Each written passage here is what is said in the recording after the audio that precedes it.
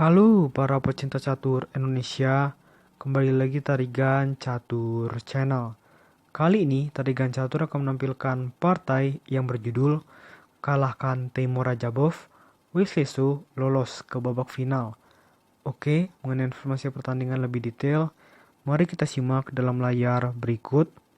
Ya, pertandingan ini tersaji dalam babak semifinal turnamen Champions Chess Tour Opera Euro Rapid 2021, tepatnya pada hari kedua dan di match yang ketiga, yang berlangsung pada tanggal 13 Februari 2021, sekitar pukul 00.50 waktu Indonesia Barat dini hari.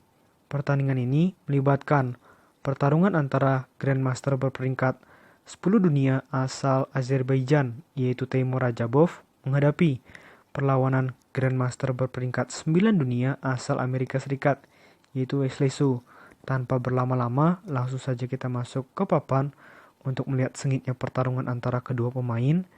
Di sini, Wesley Su menggunakan catur hitam dengan rating VD 2770 menghadapi perlawanan Teimur Rajabov yang menggunakan catur putih dengan rating VD 2765.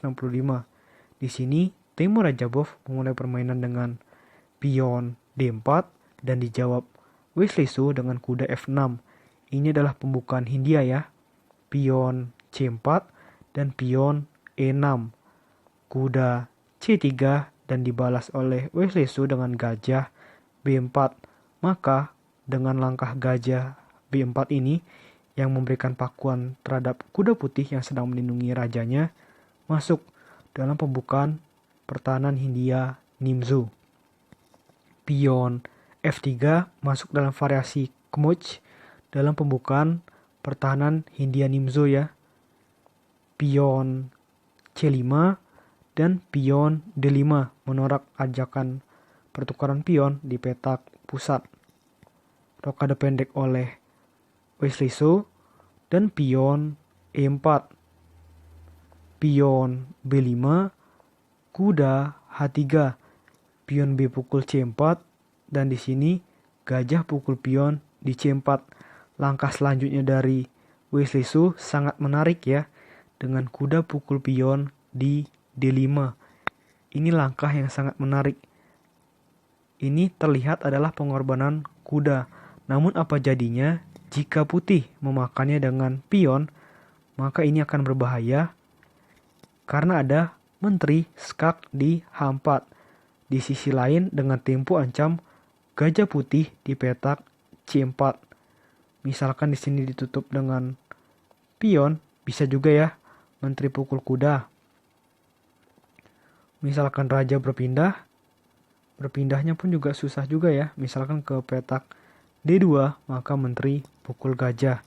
Jadi semuanya akan sangat sulit bagi seorang Teimur Rajabov apabila memilih memakan kuda dengan pion. Oleh karena itu, di dalam situasi seperti ini, jawaban dari Teimur Rajabov adalah gajah pukul kuda, pion pukul gajah, dan menteri pukul pion. Dan juga ada tempo ancam benteng hitam.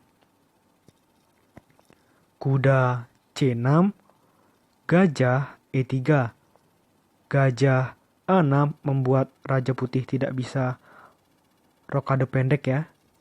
Karena petak F1 dihalangi oleh gajah hitam dalam petak diagonal A6 hingga F1 yang dikuasai oleh gajah hitam petak terang. Kuda F4 dan menteri H4 skak, pion menutup di G3. Menteri F6 mengancam kuda 2 kali. Di sini tampaknya Rajabov lebih memilih langkah raja pindah ke F2, lebih memilih langkah mengamankan raja ketimbang mencoba mengamankan kuda putih. Gajah pukul kuda dan pion pukul gajah. Tanpa memukul pion putih yang gratis, Wesley Su menjawab dengan benteng A ke B8. Pasti ya, tentu saja akan berinisiatif untuk melakukan skak di petak B2. Benteng A ke D1 dan kuda E5. Gajah pukul pion di C5 dan benteng skak di B2. benteng menutup, dan di sini ada balasan yang super jenius dari seorang Wesley Su, dan ini mungkin adalah penentu kemenangan di laga ini dengan langkah pengorbanan kuda ke petak D3 dan dengan tempo skak. Langkah ini memang ya sangat bagus. Kenapa? Langkah ini membuat menteri dan benteng putih kehilangan koneksi satu sama lain. Padahal benteng putih ini juga jika nanti raja berpindahnya ke petak, kan tidak bisa ya ke petak E1. Misalkan pindah ke sini, maka benteng pukul benteng dan jelas pasti akan kalah telak dari seorang Timur Rajabov terhadap Wesley Su.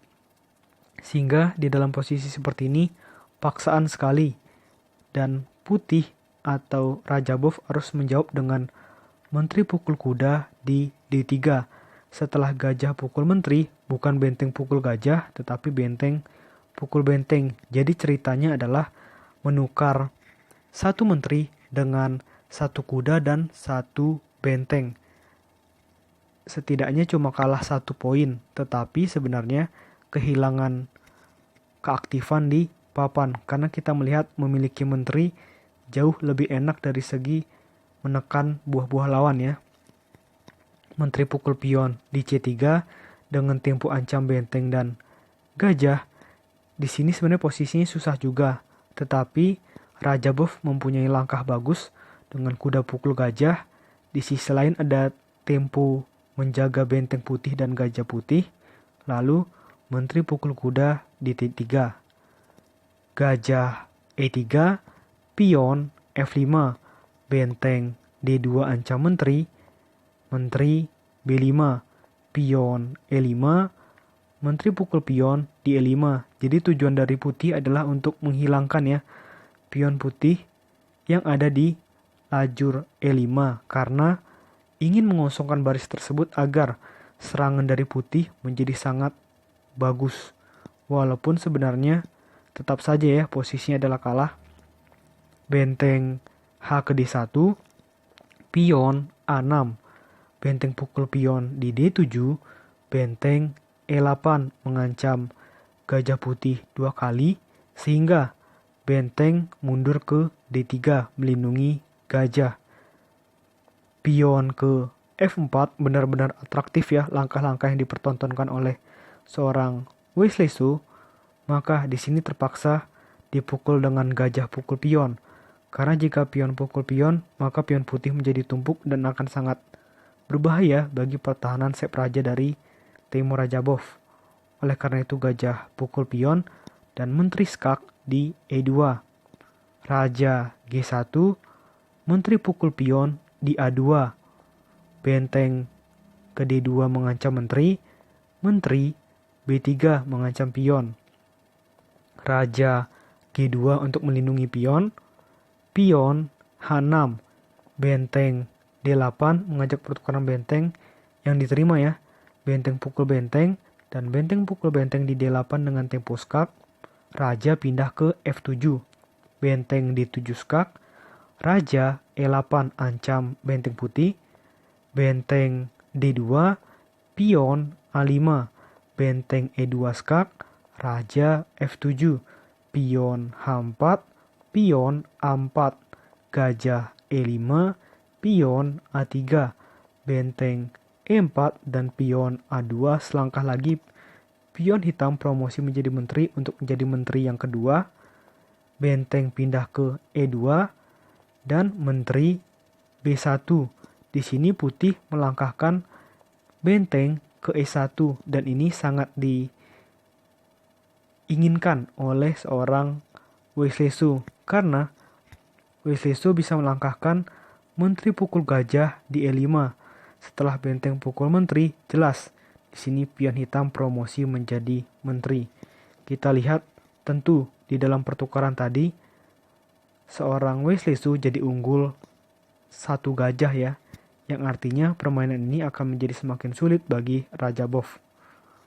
Benteng pindah ke E4, menteri B2 skak, raja G1, menteri D2, benteng F4 skak, Raja E6, benteng E4 skak, Raja D5, benteng E8, Raja C4, benteng skak di E4, Raja D3, benteng E8, Menteri C1 skak, Raja G2, Menteri C2 skak, Raja G1, Menteri skak di B1, setelah Raja G2 dan langkah terakhir dari Wesley Su dengan Menteri skak di A2 membuat seorang Timur Rajabov menyerah karena memang sudah sangat sulit ya. Satu raja, satu menteri, dan 2 pion menghadapi satu raja, satu benteng, dan 3 pion. Tentu akan sangat sulit bagi Timur Rajabov untuk memaksakan hasil seri sekalipun. Oke, ini adalah kemenangan yang sangat bagus dari Wesley Su yang memastikan pecatur asal Amerika Serikat keturunan Filipina tersebut menjadi lolos ya ke babak final dan kemungkinan akan menghadapi perlawanan dari Magnus Carlsen yang saat video ini dibuat masih bertarung dengan Daniel Dubov. Oke, menurut adegan catur video kali ini cukup. Nantikan konten-konten selanjutnya tetap Tarigan Catur Channel.